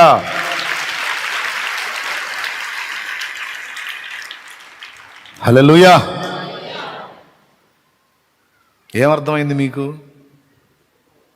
కృప యొక్క గొప్పతనం. కాబట్టి ఇప్పుడు నీ రక్షణకు ఆధారం ఏంటి? నీ క్రియలా దేవుని కృప? రైట్. మరి అట్లయినా ఏమందుము? కృప వలననే మనం నీతిమంతులముగా తీర్చబడితే కనుక ఇక పాపము చేయుదామా? అట్లన రాదు. దేవునికి స్తోత్రం కలుగును గాక. ప్రాచీన స్వభావం విషయంలో, పాత జీవిత విషయంలో చనిపోయిన మనము ఇక ఎలాగూ దానిలో జీవించుదుము? రోమాపత్రిక 6లో అన్నాడు ఆ మాట. రోమాపత్రిక 6లో ఏమన్నాడు? మన క్రియలు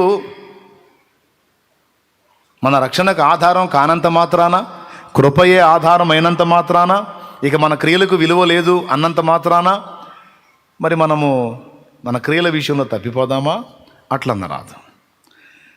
యేసయ్య మన ఎడల కృప చూపి ప్రాణం పెట్టి మన పాపములకు ప్రాయశ్చిత్తం చేసింది నువ్వు మరి ఎక్కువ పాపాలు ఫ్రీగా చేసుకోవటానికి కాదు. ప్రాచీన జీవితంలో చనిపోయి పాతిపెట్టబడి నూతన సృష్టిగా మార్పు చెంది క్రీస్తు యేసు కలిగిన సంపూర్ణతకు సమానమైన సంపూర్ణతలోకి రావాలని ఆయన ఆశిస్తున్నాడు.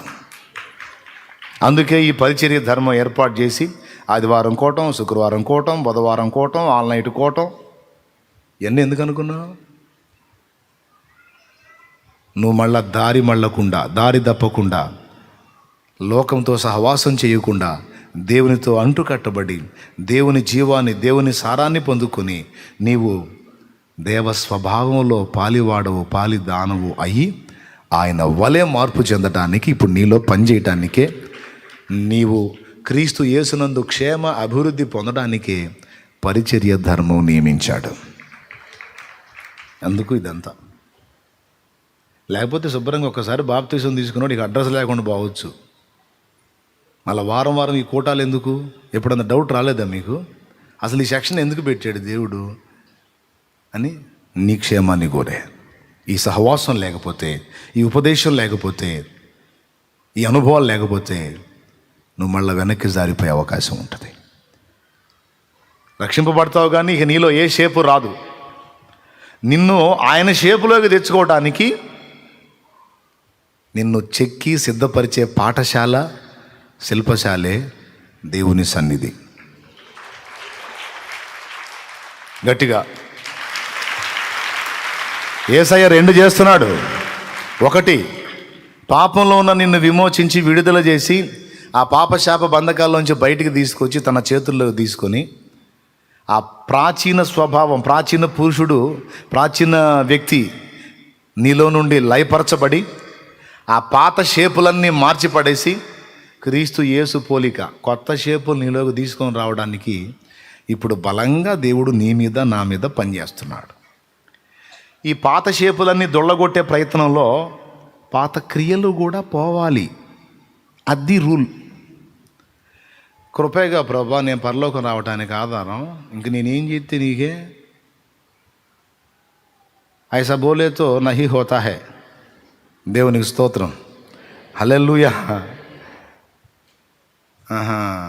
కృప చూపాను కాబట్టి ఇంక చేసుకుంటావు, పాపం చేసుకుంటావు. సరే చేసుకోవాలి, మంచిగా చేసుకో. అసలు నేను అందుకే రా ప్రాణం పెట్టింది. నువ్వు బాగా ఫ్రీగా పాపం చేసుకుంటావు, ఏ ఇబ్బంది లేకుండా, ఏ భయం లేకుండానే చేసి ప్రాణం పెట్టా. నువ్వు ఫ్రీగా పాపం చేసుకొని నీ ఇష్టం వచ్చినట్టు ఊరేగటానికి చిత్తరవదగా నలగొట్టుకున్నా. సిగ్గుందిరా నీకు అని అడుగుతాడు ఆయన. సిగ్గుందమ్మా నీకు, సిగ్గుందిరా నీకు నన్ను అడుగుతాడు, మిమ్మల్ని కూడా అడుగుతాడు. నీ ఎందుకురా పచ్చడైంది? ఫ్రీగా మళ్ళా దరిద్ర కొట్టు పనులు చేయటానికా? అదంతా నీలో నుంచి తొలగించి నా పోలిక నీలో రూపుదిద్దుకోవాలి. అది నువ్వు ఆశించావు, అది కావాలనుకున్నావు, నువ్వు నాలాగా మారాలనుకున్నావు, అందుకే నా దగ్గరకు వచ్చావు.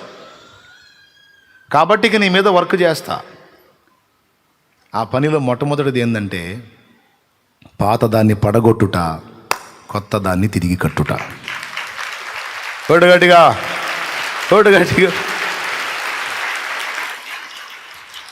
ఎందుకు ఈ పాయింట్ దగ్గర చప్పట్లు కొట్టించానంటే మైండ్లో మీకు గుర్తుండాలని. నీలో ఆల్రెడీ ఒక కట్టడం ఉంది, పాత కట్టడం. వాడే ప్రాచీన వ్యక్తి, ఆమె ప్రాచీన వ్యక్తి. అదంతా కూలిపోవాలి. ప్రాచీన క్రియలు, ప్రాచీన స్వభావం, ప్రాచీన వ్యవహారం మొత్తం నీలో నిర్మూలమైపోవాలి. నిర్మూలమైపోయి క్రీస్తు యేసు పోలిక ఒకటొకటిగా నీలో నిర్మాణం కావాలి. ఆ పోలిక నీలో చూసుకొనే మురిసిపోతాడు ఆయన. హల్లెలూయా.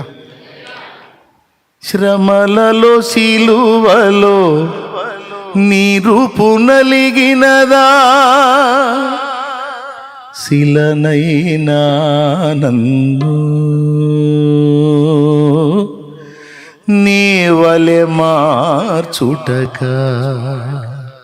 శిల అంటే ఏందండి? బండ. శిల అంటే ఒక బండ.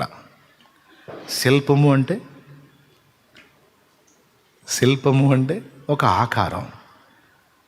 శిలనైనా నన్ను నీ వలె మార్చుటక. నేను ఇంకా పాత క్రియలే చేస్తా, పాత వారంలోనే ఉంటానంటే మరి యేసు పోలిక ఎక్కడొచ్చినట్టు నీలో నాలో? అంటే నీ మీద నా మీద పని జరగటం లేదు. పని జరిగితే ఖచ్చితంగా ప్రాచీన స్వభావాలు మారిపోతాయి. క్రీస్తు యేసునందు నవీన స్వభావం, దేవ స్వభావం నీలో కనపడుతుంటుంది,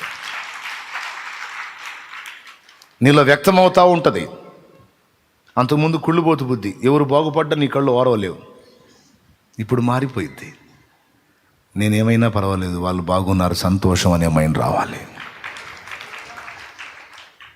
అంతకుముందు కనపడ్డదన్నల్లా సొంతం చేసుకోవాలనే పనికిమాలిన బుద్ధి.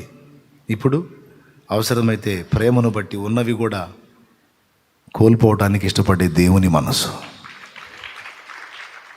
ఇక ప్రతి విషయంలో యేసు పోలిక. ఇంత మ్యాటర్ ఉంది. మరి మన క్రియలు కాదు, ఆయన కృపే ఆధారమని ఎట్లా మళ్ళీ మనం ఊరేగుతాం? షేప్ చూసుకుంటాడు కదా. ప్రాచీన పురుషుడు, ప్రాచీన స్త్రీయే బ్రతికుందా, లేకపోతే నవీన పురుషుడు ఏమన్నా రూపుదిద్దుకుంటున్నాడా? నా పోలికలు ఏమన్నా వచ్చినాయా? దరిద్ర పాత పోలికలు ఏమన్నా ఉన్నాయా? కొంతమందికి పాత పోలికలే కొన్ని ఉంటాయి, కొంతమందికి సగం ఉంటాయి, సగం పోతాయి. కొంతమందికి 3 భాగాలు ఉంటాయి, ఒక భాగం కొత్త పోలికలు వస్తాయి. కొంతమందికి 3 భాగాలు కొత్త పోలిక వచ్చి ఒక భాగం ప్రాచీన పోలిక ఉంటుంది. పాప పురుషుడి పోలిక. వినాలి చివరి మాట. ఆ పోలిక నీలో ఏర్పరచడానికి తప్పనిసరి పరిస్థితుల్లో ఆయన సుత్తె ఉలి వాడతాడు. స్తోత్రం. నన్ను నీవు ఎందుకు కొట్టుచున్నావు అంటే నీలో ప్రాచీన పురుషుడు ఇంకా పని చేస్తున్నాడు, వాడిని నీలో నుంచి వదిలించడానికి నేను ఈ పనికి పూనుకున్నాను అంటాడు దేవుడు. నాకు శ్రమ కలుగుతున్నదంటే తప్పదు, నీకు శ్రమ కలుగుతుంది, నీకు శ్రమ కనపడుతుంది, నాకు ఆ శ్రమ వెనుక నీలో నా పోలిక కనపడుతుంది. నోరు మూసుకో. దేవునికి మహిమ. హల్లెలూయా. హల్లే. వద్దులే ప్రభా, నేను ఈ శ్రమకు తట్టుకోలేను ప్రభా అంటే నేను ఒప్పుకోను. మరి ఎందుకు వచ్చావు? ఎందుకు ప్రార్థించావు? నువ్వే వస్తావు, నువ్వే ప్రార్థన చేస్తావు, నువ్వే అడుగుతావు, నన్ను నీలాగా మార్చమని నువ్వే కోరుకుంటావు, హృదయంలో ఆశిస్తావు. మళ్ళీ నేను పని మొదలు పెడితే వద్దులే ప్రభా అంటావు. నీ మెంటలా నీకు? దేవునికి మహిమ. హల్లెలూయా. నీకు మెంటల్ అయినా నాకు మెంటల్ లేదు. అప్పచెప్పుకున్నావు, రాసి ఇచ్చావు కాబట్టి ఇక నువ్వు దండం పెట్టిన వదిలిపెట్టేది లేదు. దేవునికి మహిమ. నిన్ను చెక్కి తీరుతా. అందుకే నీ కొలిమి, అందుకే నీకు సుత్తెవులి, అందుకే నీకు గాయం.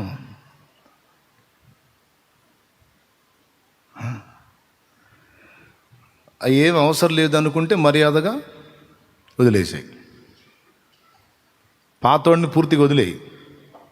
నువ్వు వాడిని చూపించావనుకో, నేను వాడిని నీలో నుంచి వెళ్ళగొట్టడానికి నా వంతు కృషి నేను చేయాల్సి వచ్చింది. వద్దులే ప్రభా అంటే పద్ధతిలో రా. ఎంతమందికి అర్థమైందో ఏమో. అర్థమైందా? బాగా అర్థమైంది, నాకు తెలుసు. వద్దు ఈ కోటింగ్ వద్దనుకుంటావా? వదిలేసేయి. ఏం లేదులే కానీ వాడు నిన్ను బలంగా పట్టుకున్నాడు, నువ్వు వాడిని బలంగా పట్టుకున్నావు. మరి ఇప్పుడు నేను వదిలించాలంటే మధ్యలో నేను బలవంతంగా ఎంటర్ అవ్వాలిగా. మరి బలవంతంగా మరి ఆ ప్రాచీన ఆ స్వభావాన్ని దొళ్ళగొట్టాలంటే కొద్దిగా నేను శ్రమ పెట్టక తప్పదు. అందుకే ఇవన్నీ. లేకపోతే బాప్తీసం పొందినప్పుడే నిన్ను అసలు ఏ ఇబ్బంది లేకుండా అసలు పరలోకానికే తీసుకెళ్ళిపోయేవాడిని. బాప్తీస్మము ద్వారా నువ్వేం చేసావంటే నాకు అప్పగించుకున్నావు. నాలో ఒకడు ఉన్నాడు, నాలో ఒకటి ఉన్నది. ప్రాచీన స్త్రీ, ప్రాచీన పురుషుడు. వీరు నాకు ఇష్టం లేదు, యేసయ్య నీ పోలిగా నాకు కావాలని నువ్వు అడిగి నన్ను కోరుకున్నావు. కాబట్టి ఇక నేను ఒకటొకటిగా ఆ లక్షణాలన్నీ నీలో తీసేస్తాను. చివరికి నా రూపు నీలో చూసుకున్న దాకా నిన్ను విడువను, వదలను. నేను నీతో చెప్పినది నెరవేర్చు వరకు నిన్ను విడువను, ఎడబాయను అన్నాడు. ఎవరితో? పెద్దగా చెప్పండి. ఎవరితోనో మనకెందుకు? యాకోబుతో అండి. యాకోబుతో. ఎవరితో? యాకోబుతో అండి. నేను నీతో చెప్పినది నెరవేర్చే వరకు నిన్ను విడవను, ఎడబాయను. ఎవరితో అన్నాడు? ఈ మాట అన్న తర్వాత యాకోబు అంత సుఖంగా ప్రయాణం చేశాడా? అగచాట్లో ప్రయాణం చేశాడా? అగచాట్లోనే ప్రయాణం చేశాడు. పెద్ద కూతుర్ని ఇస్తానని, చిన్న కూతుర్ని కోరుకుంటే చిన్న కూతుర్ని ఇస్తానని మాయ చేసి మామయ్య పెద్ద కూతుర్ని ఇచ్చాడు. అమ్మో మోసపోయానని మొత్తుకున్నాడు. సరే చిన్న కూతుర్ని కూడా ఇస్తాను, ఇంకొక 7 ఏళ్ళు చేయన్నాడు. ఒక కోరుకున్న ఆమె కోసం 14 ఏళ్ళు ఊడిగం చేశాడు. 14 జీవితంలో 14 సంవత్సరాలు ఎంత విలువైందో చూడు. అయిపోయిందా? సరేలే. చిన్నామని కూడా ఇచ్చాడు. చిన్నామని కూడా ఇచ్చినందుకు కృతజ్ఞతగా మళ్ళీ ఒక 7 ఏళ్ళు చేశాడు. దేవునికి మహిమ. మొత్తం ఎన్నైంది? జీవితం మొత్తం 3 భాగాలు, అందులో 3 పార్ట్స్ అన్నమాట. 3 ఏళ్ళు 21 దాదాపు అయిపోయింది. తర్వాత అక్కడ శత్రుత్వం ఏర్పడింది. అక్కడ నుంచి పరారు. ఎక్కడికి వచ్చాడు? అన్న దగ్గరికి రావాలా. అక్కడ అన్న దగ్గర శత్రుత్వం. ఎంత భయపడ్డాడో. సరే అయిపోయింది, ఎటనో బయటపడ్డాడు. అక్కడి నుంచి ముందుకెళ్తే కొడుకులతో సమస్య. ఇంకొంచెం ముందుకెళ్తే ఉన్న ముద్దుల కొడుకుని వాళ్ళు తీసుకెళ్ళి బానిసగా అమ్మేసి చచ్చిపోయాడనే సమాచారం. వారికి వేదన వేదన వేదన వేదన. ఫరో ముందుకి యాకోబు వచ్చినప్పుడు, పెద్ద ఆయన నీ వయసు ఎంత అంటే, నేను యాత్ర చేసిన సంవత్సరాలు 130 చిల్లరని చెప్పి, అవన్నీ దుఃఖకరంగా బాధాసహితంగా ఉన్నాయంటాడు. దేన్ని నీకు తోడై ఉంటాను, నేను నీతో చెప్పింది నెరవేర్చే వరకు నేను విడవను ఎడబాయను అన్నప్పుడు అసలు ఏ నొప్పన్నా ఉండొచ్చా యాకోబుకి? అసలు ఏ బాధ అన్నా ఉండొచ్చా? ఏ శ్రమన్నా ఉండొచ్చా? అసలు దేవుడు ఎంత వాగ్దానం చేశాడు. కొంతమంది ఈ వాగ్దానం చూసుకొని నన్ను విడవను ఎడబాయను అంటున్నాడు దేవుడు. హల్లెలూయా. నిజమే, శత్రువు నీ మీదికి రాకుండా నీకేం కాకుండా కాపాడేది నిజమే, కానీ నీకు కోటింగ్ ఇచ్చేది మాత్రం ఉండదు, ఆగదు, దానికి బ్రేకప్ ఉండదు అన్నమాట. విడవను ఎడబాయనని ఎందుకు అన్నాడంటే, నిన్ను ఆయన షేపులోకి తీసుకొని రావడానికి పనికి పూనుకున్నాడు. కాబట్టి నేను ఇంకా ప్రాచీన జీవితంలో ఉంటాను, తప్పేం కాదని ఎలా అనుకుంటాం? ఉండరాదు. చూసుకోవాలి నీ ఆత్మీయ జీవితాన్ని. ఇంకా ఏమైనా ఆ అసూయ, ఆ శరీరాశ, ఆ నేత్రాశ, ఆ జీవ కుటుంబం, ఆ శరీర సంబంధమైన ఉప్పొంగే మనసు, గర్వం, ఇంకా ఇతరత్ర లైంగిక ఇచ్ఛలు, పాప ఇచ్ఛలు, భోగి ఇచ్ఛలు, ఇంకా ఏ దరిద్రం అన్నా పని చేస్తుందా? అన్నీ వదిలించుకున్నానా? అన్నీ వెళ్ళగొట్టబడ్డాయా? ఇంకా ఏమన్నా పని చేస్తున్నాయా? చూసుకుంటూ ఉండాలి. మిమ్మల్ని మీరు పరిశీలించి చూసుకుంటే ఇప్పటికే మీకు అర్థమైద్ది, చాలా విషయాల్లో మీలో మార్పు కలిగింది. ఎంతమంది ఒప్పుకుంటారు? కొంతమంది చేతులు ఎత్తట్లా, అసలేం మారలేదు అనుకుంటా.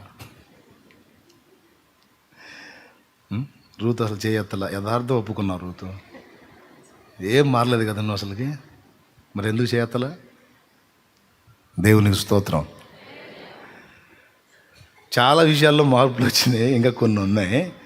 వాటిని కూడా వెళ్ళగొట్టి ఆయన స్వభావాన్ని, స్వరూప్యాన్ని, ఆయన పోలికను మనలో ఏర్పరుస్తాడు ఆయన. ఓకే, స్తోత్రం. రక్షణలోకి రావడానికి ఏది ఆధారం? ఆత్మీయ జీవిత ప్రయాణంలో ప్రభు మనల్ని అసహించుకుని వదిలేయకుండా మనకేది ఆధారం?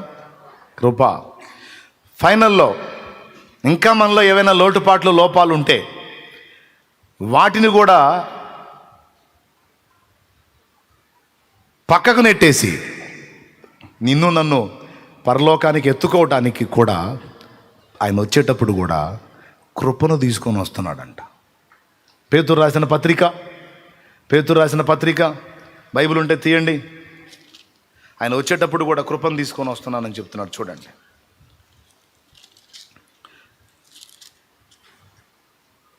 మొదటి అధ్యాయము 13వ వచనం. కాబట్టి మీ మనస్సు అను నడుము కట్టుకొని నిబ్బరమైన బుద్ధి గలవారై యేసుక్రీస్తు ప్రత్యక్షమైనప్పుడు మీకు తేబడు కృప విషయమై సంపూర్ణ నిరీక్షణ కలిగుండుడి. దేవునికి మహిమ. రక్షణలోకి వచ్చేటప్పుడు కృప ఆధారం. ఆత్మీయ జీవితంలో మనల్ని దేవుడు అసహించుకోకుండా మనల్ని లేవనెత్తడానికి కృప ఆధారం. అంతేకాదు, రేపు రాకడలు ఎత్తబడేటప్పుడు కూడా ఇంకా ఏవైనా నీళ్ళ లోటుపాట్లు, బ్యాలెన్స్ కావాల్సినవి ఉంటే వాటిని కూడా పరిహరించడానికి వచ్చేటప్పుడు చదువు, మీకు తేబడు కృప విషయమై. అదుగదుగు ఆయన వచ్చేటప్పుడు కూడా మన కోసం కృప తీసుకొని వస్తున్నాడంట. అందుకే కృప ఎప్పటికీ మనకు శాశ్వతం కనుక నిన్న కృప అవసరమైంది, నేటికి కృప అవసరమైంది, రేపటికి కూడా కృప అవసరమైంది. ఈ 3 కాలాలకి కృప ఇవ్వబడింది. అందుకే అన్న శాశ్వతమైన కృపయే నీది, రమలో నన్ను విడువగలేనిది. శాశ్వతమైన కృపయే నీది, రమలో నన్ను విడువగలేనిది. సుందరమైన సీయోనులోన. ఈ 3వ చరణం ముగింపులో శాశ్వతమైన కృపని ఇది, శ్రమలో నన్ను విడవదు, శ్రమ నుండి నన్ను విడిపిస్తుంది, శ్రమలో నుండి నన్ను ఎత్తుకుంటుంది. ఎత్తుకున్న తర్వాత ఏం జరుగుతుంది? సుందరమైన సియోనులోన నిన్ను చూచేనుగా, నూతన గీతము పాడేనుగా. ప్రకటన 14. వారు ఆ గొర్రెపిల్లతో కూడా సంచరించుచు, ఆ గొర్రెపిల్ల ఎక్కడికెళ్ళా పోవును, అక్కడికెళ్ళా వారును పోవచ్చు ఉండిది. వారి నోట క్రొత్త కీర్తన ఉండెను, నూతన గీతము ఉండెను. కొంతమంది ఏమనుకుంటున్నారు, మేమే ఉంటాం గొర్రెపిల్ల పక్కన, మేమే ఉంటాం, మాకు పెళ్లి కాలేదు కాబట్టి మేము ఉంటామని ఫీల్ అయిపోతున్నారు. పెళ్లి కానోళ్ళు పెళ్ళైనోళ్ళు కాదు. క్రీస్తు రక్తము చేత విమోచింపబడిన పరిశుద్ధ సంఘము యేసుతో ఉంటుంది. సార్వత్రిక సంఘం మొత్తం యేసయ్యతో ఉంటుంది. ఆయన రాజు, సంఘము రాణి. రాజు ఎక్కడికి పోవును, రాణి ఎక్కడికే పోవును. రాజు రథం ఎక్కితే రాణి కూడా రథం ఎక్కును, రాజు రథము దిగితే రాణి కూడా రథము దిగును. దేవునికి మహిమ. రాణి సార్వత్రిక సంఘమా, సగం సంఘమా? కన్ఫామ్. మరి 1,44,000 మంది అని ఉంది కదంటే ఎందుకుందో ఎన్నోసార్లు చెప్పా, ఇంకా టైం లేదు, పాత మెసేజ్లు చూసుకోండి, దొరుకుతుంది. దేవునికి మహిమ. కాబట్టి ప్రభు ఎక్కడికి వెళ్తాడు, అక్కడికి వెళ్ళాం, మనము పోతాం. వారి నోట క్రొత్త కీర్తన అన్నాడు. మన నోట భూలోకంలో ఇక ఎవరు నేర్చుకోజాలని క్రొత్త కీర్తన యేసయ్య ఉంచబోతున్నాడు. ఆ కీర్తన ఏదో స్పెషల్గా చెప్పాడు, మరి ఎట్లుంటుందో పోయినాక చూడాలి. అందుకని గీతం ఏదో తెలియదు కానీ మొత్తానికి క్రొత్త కీర్తన నువ్వు పాడిస్తావు గనక, నిన్ను చూచేనుగా, నూతన గీతము పాడేనుగా. నా గురి నీవే, నా దరి నీవే, నా గురి నీవే, నా దరి నీవే, నా స్వరఝరి నీవే యేసయ్యా, నా స్వరఝరి నీవే యేసయ్యా, నా గురి నీవే, నా దరి నీవే.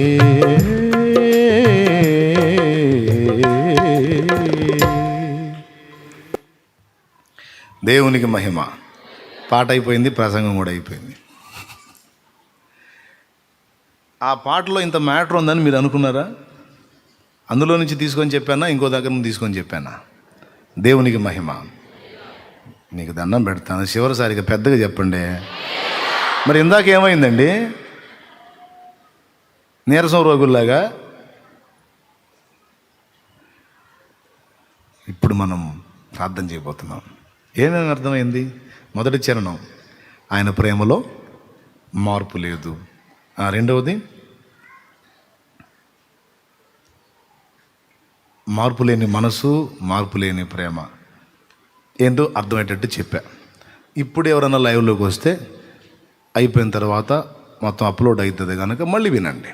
రెండవది, బలహీనతలో బాహుబలము. అన్ని విషయాల్లో నీకు బలం ఇస్తాడు ఆయన. అంతేకాదు నిన్ను ఘనంగా చూడాలని ఆశపడుతున్నాడు. రేపు యేసయ్య పోలిక వస్తే యేసయ్యకు లోబడ్డ విశ్వం అంతా ఆయన పోలికలోకి వచ్చిన నీకు నాకు కూడా లోబడుతుంది. ఆయన పోలిక రాకుండా ఆయన పక్కన ఎట్టు కూర్చుంటాం? అగ్నిలో నశించనిది ఏంటో తెలుసా? అగ్నిలో నశించనిది ఏంటో తెలుసా? దాదాపు అన్నీ ఎఫెక్ట్ అవుతాయి. బంగారమైనా కరిగిద్ది, వెండైనా కరిగిద్ది, వెలగల రాళ్ళైనా మసిబారిపోవచ్చు, మసకబారిపోవచ్చు. కానీ అగ్నిలో లయము కానిది ఒక్కటే. చెప్తారా? అగ్నియే. దేవునికి మహిమ. ఆ అగ్నితో కూర్చోవాలంటే మనల్ని అగ్నిలాగా తయారు చేసే కూర్చోబెట్టుకుంటాడు ఆయన. అర్థం కాని వాళ్ళందరూ గట్టిగా స్తోత్రం చెప్దాం.